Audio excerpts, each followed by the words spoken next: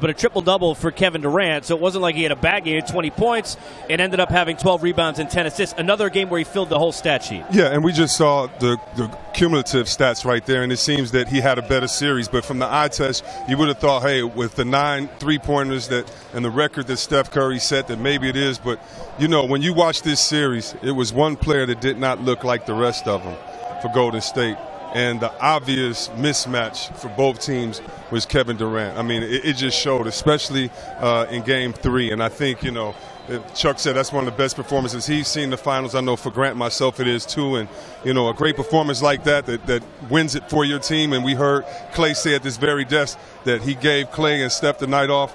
And that's the type of things you happen. But that's a great problem to have, right? 2 MVPs, first team with 2 MVPs under 30. And then we're trying to see who could get the MVP for the game. I think the future looks bright for this team. You know, a lot of people complained we sat before the season last year, right? Well, how could KD – what do you mean you went from Oklahoma City to the team that beat you? You can't do that in the super team. All the stuff we talked about.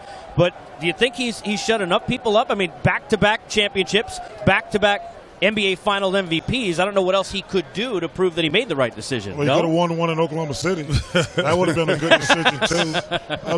Listen. One of the reasons old heads like myself got mad, when a guy is great, if Michael Jordan had a winning play with the Lakers or the Celtics, they would have been unbeatable.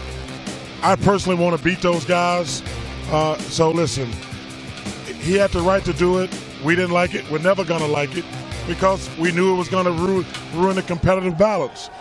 But don't you give credit because he's been the best player in the 2 finals, going back to what Webb was saying before, G, in our pregame about being that bus driver, or no? Well, I mean, you got to give him credit. I mean, look, he was a great player before he came to Golden State. Yes. I think what's really awesome is, you know, how Golden State has accepted him and allowed him to come into this team that really didn't need him.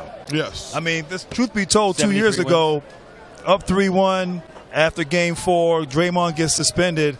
I mean, they very easily and probably should have won that championship in 2016. So now you bring in the best one-on-one player in the world, and it just works. It works.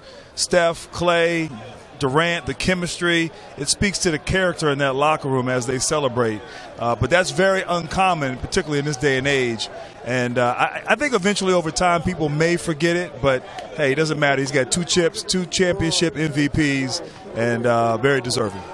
Go ahead, man. Yeah, I don't think for myself, I won't forget it. I don't know if a lot of fans will forget it. But if I'm him, I don't care. Right. I think Chuck said it earlier. Right. I mean, we can have our opinion, and he could do what he wants to do. Right. But for me, being down 3-1, I would have loved to come and see him beat this team back just as an old-school competitor.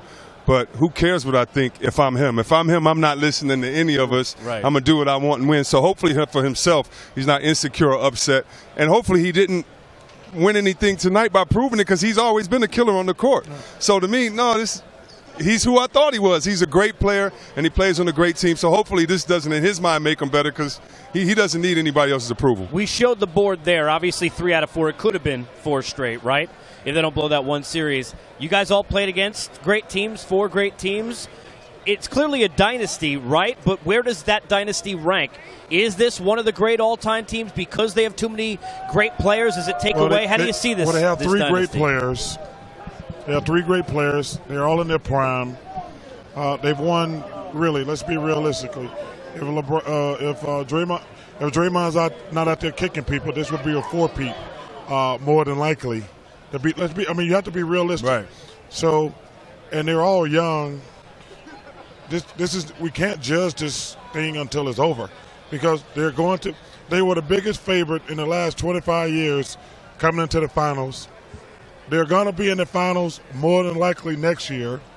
I mean, we got to see before we start talking about we got to see how this movie going to end because who's the oldest of those big 3? Durant, maybe, I think. Yeah. I think it's Kevin, isn't it? Yeah. But I'm saying I don't even know how old Kevin is. No, they're not. None of them are old. I know. That's what's scary. This thing could go on for another 3 or 4 years.